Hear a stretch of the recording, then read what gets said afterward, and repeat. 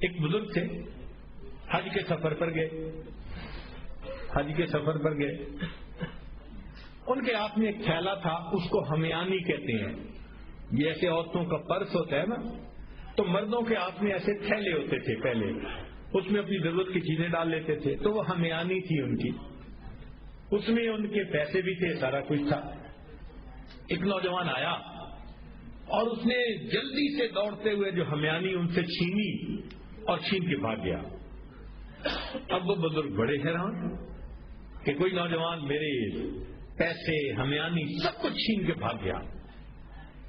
تھوڑی دیر انہوں نے دیکھا، پھر اپنے گھر کی طرف چل پڑے۔ اللہ کی شان کہ جس نے ہمیانی چھینی تھی نا، یہ تھوڑی دور آگے گیا تو اچانک جو اس کے کیفیت ہوئی تو اس کی آنکھوں کی بینائی چلی گئی۔ کئی دفعہ ہوتا ہے نا، بیٹھا ہوا آدمی اٹھے تو آنکھوں میں اندھیرا آ جاتا ہے، تو اس کی بھی ایسی حالت ہوئی کہ اس کی آنکھوں میں اندھیرا، بینائی چلی گئی۔ لو جی، اس نوجوان نے تو رونا شروع کر دیا۔ لوگوں نے پوچھا کیوں روتے ہو؟ کہنے لگا کہ میں نے ایک بندے کا تھیلا چھینا، پیسے چھینے، مجھے لگتا ہے اس نے بد دعا کی، اللہ نے میری بینائی چھین لی۔ ان کا بھائی وہ بندے وہ کہاں ہے؟ کہنے لگا فلاں حجام کی دکان کے قریب۔ انہوں نے کہا ہم تمہیں لے جاتے ہیں اور ہم وہاں اعلان کرتے ہیں، اگر وہ وہاں ہوں بڑے میاں تو وہ تمہیں معاف کر دے۔ چنانچہ وہ اس نوجوان کو لے کر وہاں حجام کی دکان کے پاس آئے۔ حجام سے پوچھا بھائی ایسا بوڑھا آدمی جو تھیلا لے کے گزرتا تھا، اس نے کہا دن میں 5 مرتبہ نماز کے لیے آتے جاتے ہیں، وہ اگلی نماز کے لیے پھر یہیں سے گزریں گے، تم انتظار کرو۔ سب انتظار میں بیٹھ گئے۔ اتنے میں وہ بڑے میاں بھی آ گئے۔ تو جب اس بندے کو بتایا کہ بھئی وہ بڑے میاں آ گئے، لوگوں نے بھی کہا معاف کر دیں، نوجوان نے بھی کہا پلیز مجھے معاف کر دیں، وہ کہنے لگے میں نے تو اسی وقت ہی معاف کر دیا تھا۔ بھئی معاف کر دیں، وہ بزرگ کہنے لگے میں نے تو اسی وقت معاف کر دیا تھا۔ وہ کہیں جی یہ آپ کے سارے پیسے لے کے بھاگ گیا اور آپ کہتے ہیں میں نے اسی وقت معاف کر دیا تھا۔ وہ کہنے لگے ہاں مجھے خیال آیا تھا جس کی وجہ سے میں نے اسی وقت معاف کر دیا تھا۔ تو لوگوں نے پوچھا کیا خیال آیا تھا؟ تو وہ بڑے میاں کہنے لگے کہ جب یہ میرا تھیلا لے کے بھاگ گیا تو میرے ذہن میں خیال آیا قیامت کا دن ہوگا اور میں اگر اللہ کے سامنے مقدمہ پیش کروں گا تو اس بندے سے حساب لیا جائے گا، اور جتنی دیر میرے اور اس کے مقدمے کے فیصلے ہونے میں لگے گی، آقا صلی اللہ علیہ وسلم نے فرمایا میں امت کا حساب مکمل ہونے سے پہلے جنت میں نہیں جاؤں گا۔ تو خیال آیا کہ جتنی دیر میرے مقدمے میں لگے گی، میری وجہ سے میرے آقا صلی اللہ علیہ وسلم کو جنت میں جانے میں دیر لگے گی، میں نے معاف کر دیا، نہ مقدمہ پیش ہوگا نہ میری وجہ سے میرے آقا کو دیر لگے گی۔ آج ہماری اگر یہ سوچ بن جائے تو ہم ہر ایک کو معاف نہ کر دیں کہ ہماری وجہ سے تو ہمارے آقا کو دیر نہ لگے نہ جنت میں جانے میں۔ مثبت سوچ رکھنے والا بندہ اللہ کے ہاں بھی مقبول اور اللہ کے بندوں کے لیے بھی باعث رحمت ہوتا ہے۔ جو پازیٹو سوچ رکھنے والا بندہ ہونا وہ اللہ کے ہاں بھی درجہ رکھتا ہے اور مخلوق کے ہاں بھی وہی پسندیدہ ہوتا ہے اور اللہ کے بندوں کے لیے باعث رحمت ہوتا ہے۔ چنانچہ ایک واقعہ سن لیجئے کہ اللہ والے کیسے مثبت سوچ والے لوگ ہوتے ہیں۔ ہمارے ہاں ایک بزرگ گزرے علی حجویری رحمت اللہ علیہ، بہت کامل بزرگ تھے سلسلہ عالیہ چشتیہ کے۔ چنانچہ ان کے حالات زندگی میں لکھا ہوا ہے کہ ایک دفعہ وہ دریا میں کشتی پہ سفر کر رہے تھے۔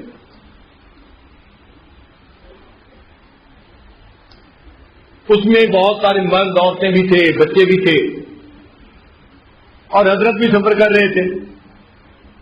دریا میں سفر کرتے ہوئے کئی مرتبہ ذرا تیز ہوا چل رہی ہوتی ہے نا، تو جن لوگوں کے سر پہ ٹوپی ہو نا تو وہ ٹوپی اڑ جانے کا خطرہ رہتا ہے۔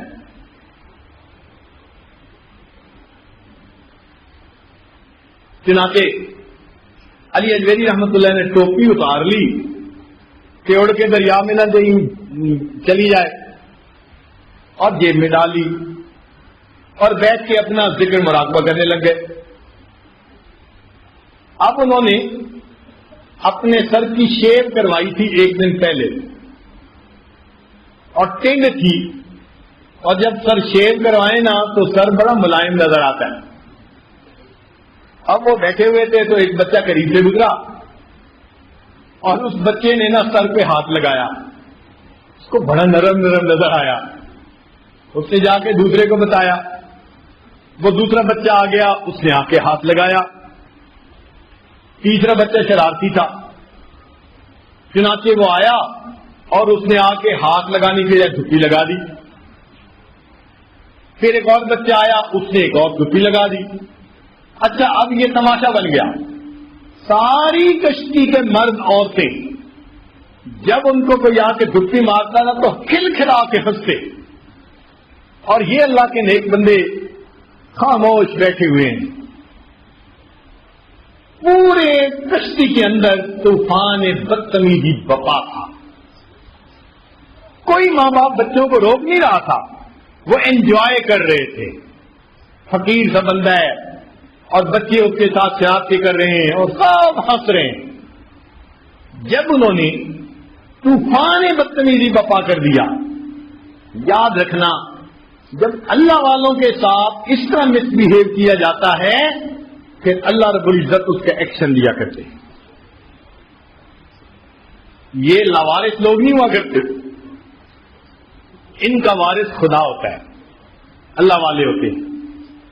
چنانچہ اللہ رب العزت نے الہام فرمایا، میرے پیارے تیرا اتنا صبر کہ تیرے ساتھ یہ بدتمیزی کر رہے ہیں اور آپ اتنے صبر کے ساتھ بیٹھے ہوئے ہیں، کوئی ریئیکٹ بھی نہیں کر رہے۔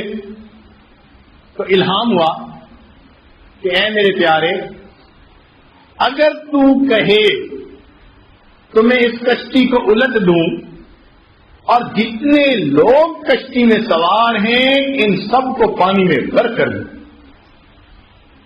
جیسے ہی دل میں یہ الہام ہوا تو انہوں نے اسی وقت دعا کے لیے ہاتھ اٹھائے، اللہ اگر آپ کشتی کو الٹنا ہی چاہتے ہیں ان سب لوگوں کے دلوں کی کشتی کو الٹ کے ان کو نیک بنا دیجئے۔ دعا قبول ہوئی۔ کہتے ہیں کشتی میں جتنے لوگ تھے ان کو موت سے پہلے اللہ نے اس دنیا میں ولایت کا مقام عطا فرمایا۔ اس کو مثبت سوچ کہتے ہیں۔ اللہ آپ نے کشتی الٹنی ہے تو پھر دل کی کشتی الٹے نا، ان کو نیک بنا دیجیے نا۔ نشہ پلا کے گرانا تو سب کو آتا ہے، مزہ تو تب ہے کہ گرتوں کو سامنے تھا۔ آج تک ہم منفی سوچ کے ذریعے اللہ کے بندوں کے لیے وبال جان بنے۔ آج کی اس مجلس میں ہم عہد کریں آئندہ مثبت سوچ اپنائیں گے، بحث سے، مباحثہ سے، لڑائی سے، جھگڑے سے، ان چیزوں سے اجتناب کر کے ایک پرامن انسان، ایک اچھے اخلاق والا انسان بن کے زندگی گزاریں گے۔ دنیا میں اگر کسی بندے پہ کوئی غلط مقدمہ بن جائے اور عدالت میں ثابت بھی ہو جائے کہ مقدمہ غلط تھا تو ملزم کو تو باعزت بری کر دیا جاتا ہے، مگر مقدمے کا ریکارڈ رکھ لیا جاتا ہے۔ اگر وہ اپلیکیشن دے گورنمنٹ کو کہ جی میرا ریکارڈ ختم کر دو، مقدمہ غلط تھا، وہ کہیں گے بھائی ہم نے تمہیں بری کر دیا، ریکارڈ تو ہم رکھیں گے۔ جو غلط مقدمہ تھا، دنیا کی عدالتیں بندے کو بری کر دیتی ہیں، اس کا ریکارڈ ختم نہیں کرتی۔ اللہ تیری رحمت پہ قربان جائیں کہ ایک بندہ مجرم تھا، اس نے گناہ کیے ہوئے تھے، صحیح مقدمہ تھا، وہ اگر آپ کے سامنے رحم کی اپیل کر دیتا ہے، اللہ اس گناہ سے صرف باعزت بری ہی نہیں فرماتے، گناہوں کا ریکارڈ بھی ختم فرما دیتے۔ حدیث پاک میں ہے اللہ زمین کے ٹکڑے کو بھلا دیتے ہیں جہاں گناہ کیا تھا کہ گواہی نہ دے سکے۔ جن فرشتوں نے دیکھا تھا اس کو گناہ کرتے ہوئے، فرشتوں کو بھلا دیتے ہیں، اس کے جسم کے اعضاء کو بھلا دیتے ہیں کہ قیامت کے دن میرے بندے کے گناہ پہ کوئی گواہی دینے والا ہی نہ ہو.